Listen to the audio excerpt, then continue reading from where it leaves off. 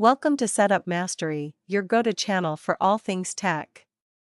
Here, we explore the latest gadgets, unbox cutting-edge devices, and provide step-by-step installation guides to help you optimize your setup. Subscribe now and join our journey to master the art of perfect setups. In this video, we'll walk you through the entire process of setting up the Verizon G3100 Wi-Fi extender, ensuring you have a smooth and hassle-free installation. Whether you're boosting your home network or improving signal strength in specific areas, by the end of this guide, your extender will be fully operational. Let's dive in. Begin by unboxing your Verizon G3100 Wi-Fi extender.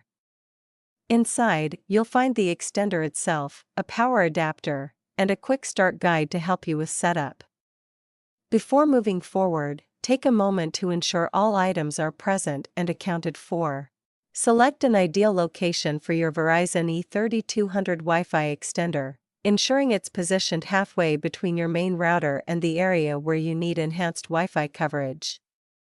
Be sure the extender is within the range of your current Wi-Fi network for optimal performance.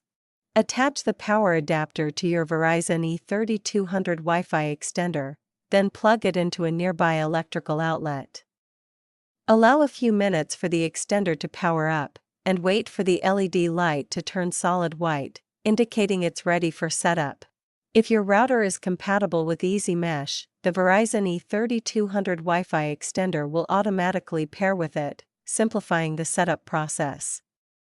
If your router doesn't support Easy Mesh, you'll need to pair the devices manually by pressing and holding the WPS button on the extender for 5 seconds.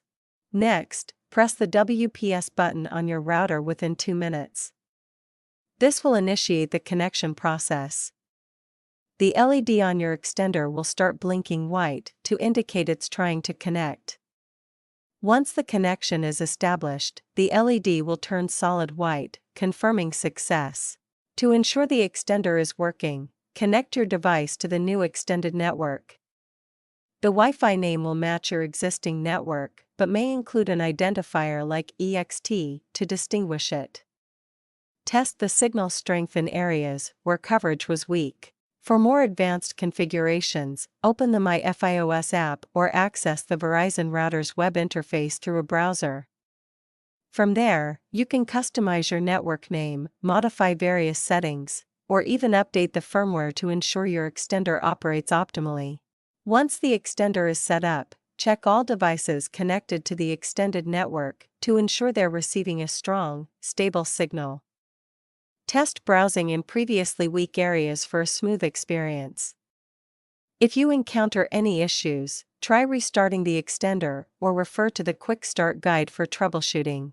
If you experience any issues or need assistance, our dedicated team of experts is ready to help. Don't hesitate to reach out for support, guidance, or any questions you may have. You can contact us at 1-323-507-3713 for prompt assistance.